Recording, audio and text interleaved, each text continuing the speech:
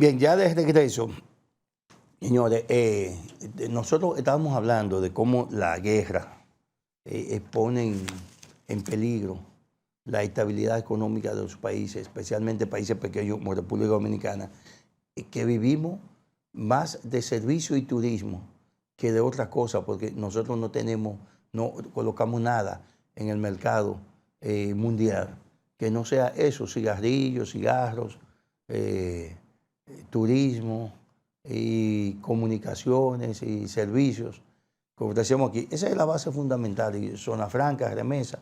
De eso vivimos nosotros, porque no somos un país industrializado, no somos un país gran exportador de ningún rubro agrícola. Quizás en nuestro tiempo exportábamos café y cacao, ocurre que ahora somos importadores de café y de cacao. Pero hay un informe de la FAO. La FAO es la Organización de las Naciones Unidas para la Alimentación y la Agricultura. O sea, es el capítulo de la Organización de las Naciones Unidas que se encarga de vigilar el comportamiento de la agricultura y de la alimentación en el mundo entero. Y oigan esto. Dice el presidente de la FAO, que es el economista Máximo Torero, en un informe reciente, dice él sobre el conflicto bélico del Medio Oriente, que de continuar durante un mes más esa confrontación bélica, el mundo va a comenzar a entrar en una crisis alimentaria.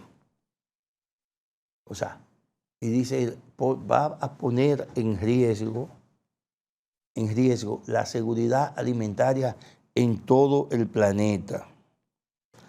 Y le voy a leer un párrafo del informe, de este informe de Máximo Torero.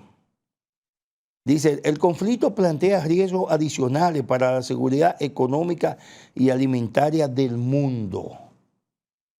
Las interrupciones en las exportaciones de petróleos y fertilizantes ya han provocado fuerte aumento de precios en muchos artículos de la canasta básica en el mundo entero. Entonces, ¿qué pasa con eso, señores?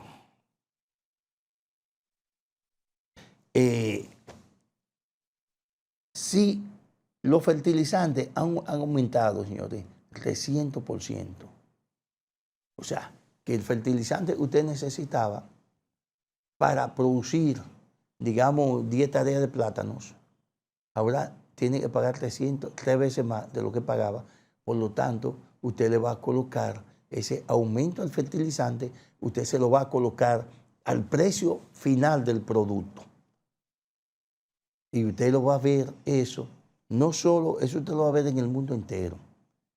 Pero nosotros que somos uno de los pocos países de la región que puede producir los alimentos que consume. O sea, puede ser autosuficiente en la producción de alimentos.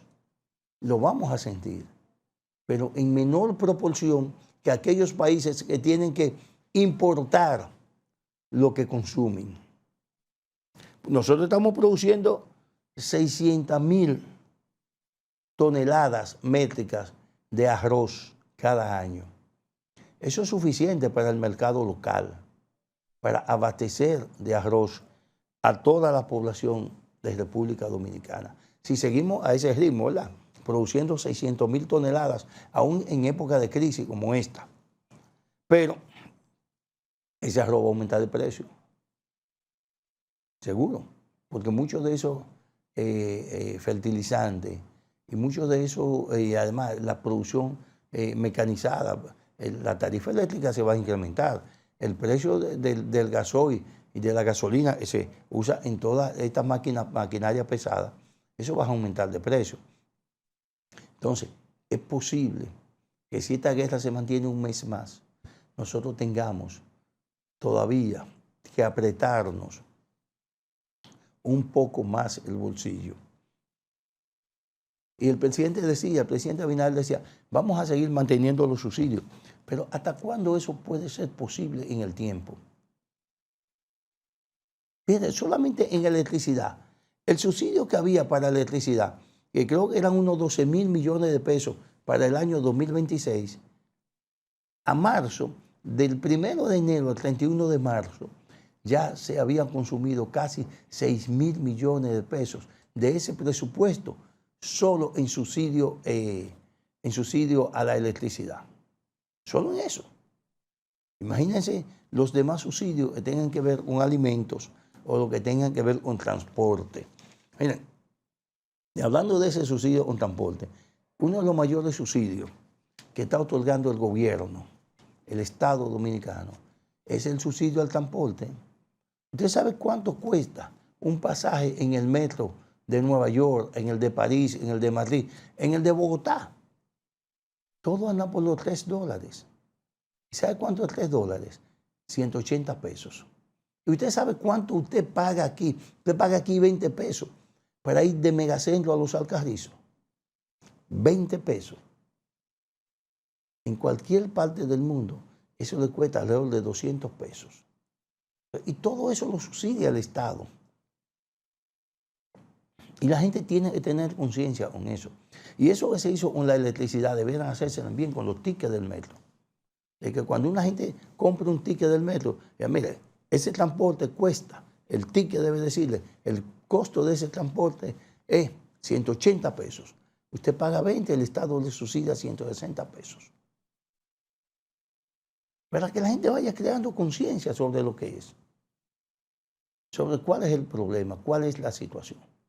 Si el subsidio baja, pues usted le coloca unos tickets nuevos. Y porque el problema de la alimentación será un problema más serio de lo que nosotros estamos imaginándonos. Por eso es bueno, y creo una de las medidas que ha tomado el gobierno en su plan de contingencia es fortalecer la producción agropecuaria, especialmente aquellos productos de ciclo cortos.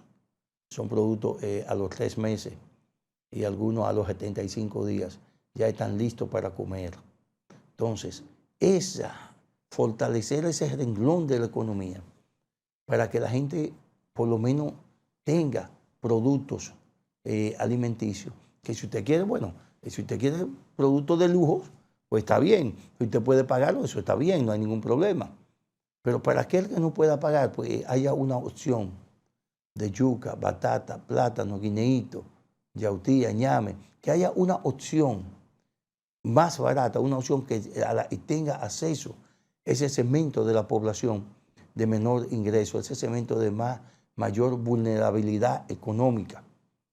Esos son en los sectores que el gobierno tiene que hacer énfasis, especialmente en este periodo, pero eso hay que hacerlo ahora para que cuando la crisis nos llegue, en caso de que nos llegue este conflicto, no se resuelva, y ojalá se resuelva la semana que viene, ojalá, pero si este conflicto no se resuelve en un mes, entonces es posible que entremos a lo que está diciendo Máximo Torero, el presidente o el vocero de lo que es la FAO, la Organización de las Naciones Unidas para la Alimentación y la Agricultura, que está advirtiendo un mes más de conflicto y vamos a comenzar a tener un déficit alimentario, un riesgo alimentario en todo el planeta. Señores, y hablando de eso, ya soltando ya ese tema, hay una propuesta que la ha hecho Miguel Seara Hatton sobre las ARS, sobre los medicamentos. Le decía yo ayer, conversando con don Bolívar Díaz Gómez, el director del periódico El Nacional, y yo decía, mire, Bolívar, pero ese puede ser un tema interesante para el periódico lo asuma como agenda, porque eso afecta a toda la población. Estamos hablando a los 11 millones, 12 millones de dominicanos que tenemos seguro social, que estamos afiliados a alguna de las ARS, eso nos afecta a todos. Sarah Hatton planteaba una posición que yo veo correctísima, y es que las ARS, los médicos, es obligar a los médicos a qué. No sé si habría que modificar la ley o pudiera ser por un decreto, no sé el mecanismo legal por el que se pudiera hacer, pero sería interesante y debe asumirlo como tema toda la sociedad, como agenda toda la sociedad, que los médicos de las ARS, los médicos en el país, cuando receten un medicamento, lo hagan con el nombre genérico. Con el nombre genérico. Porque cuando usted lo hace con el nombre comercial, está favoreciendo a un laboratorio determinado. Entonces, con el nombre genérico, usted se encuentra con que hay laboratorios que tienen ese medicamento que cuesta a veces hasta 4 veces menos que entre uno y otro. Mira, hay una inyección, no sé cómo se llama, no recuerdo ahora cómo se llama, pero hay una inyección que ahí se coloca en la piel, que es para fortalecer los huesos, especialmente a aquellas personas que han padecido o que comienzan ya un problema de osteoporosis. Y ocurre, señores, que en una farmacia que yo contacté 3 farmacias, en una el medicamento costaba 21,000 pesos, una sola inyección. En otra farmacia, el medicamento costaba, de otro laboratorio, 19,000 pesos. Y en otra farmacia, de otro, o sea, con otro nombre de laboratorio, con otro nombre comercial, costaba 16,000 pesos. Pero es posible que ese medicamento no lo vendan en botica o en otro. Pero si ese medicamento se consigue con el nombre genérico, seguro que su precio no pasa de 5 o 6,000 pesos. Pero con el nombre comercial se te sube a 22,000 pesos, a 21,000 pesos, con el nombre comercial. Y eso pasa con muchos medicamentos. Yo conversaba sobre el tema en el periódico ayer, y un periodista que tuvo la experiencia de esta semana, que les recetaron un antialérgico que costaba 3,000 pesos y algo. Sin embargo, ese mismo medicamento con el nombre genérico era un antialérgico. En la botica de las Fuerzas Armadas lo compró en 100 y pico de pesos. Oiga, de 3,000 pesos que costaba con el nombre comercial, en la botica con el nombre genérico costaba 100 y algo de pesos. Entonces, vi al colegio médico, de una vez abrió las puertas para protestar. No, eso no se puede aplicar. Sí, claro que no, porque los médicos hacen negocio con los laboratorios. Y eso todo el mundo lo sabe, que los médicos hacen negocio con los laboratorios para recomendar. Te recomiendan un medicamento y te dicen, sí, pero cómpralo con este nombre. Pero ese es un nombre comercial que pertenece a un laboratorio cuyo laboratorio le da una comisión por recetar ese medicamento. Entonces, hay un negocio con la medicina y ese es un negocio grave, porque ese es un negocio que pone en riesgo la salud de una población. Entonces, ese es un tema que sería muy bueno analizarlo, porque las realidades están estafando. Ya con la estafa de Senasa es suficiente. Ahora sigan los médicos estafando a los clientes, porque ya en este país ya los enfermos no son pacientes. Los enfermos son clientes del médico y de los laboratorios. Amigos, vamos, televidente, no se mueva de ahí, quédese con nosotros para que veamos el bloque final de Coloquio Cultural después de esta breve pausa.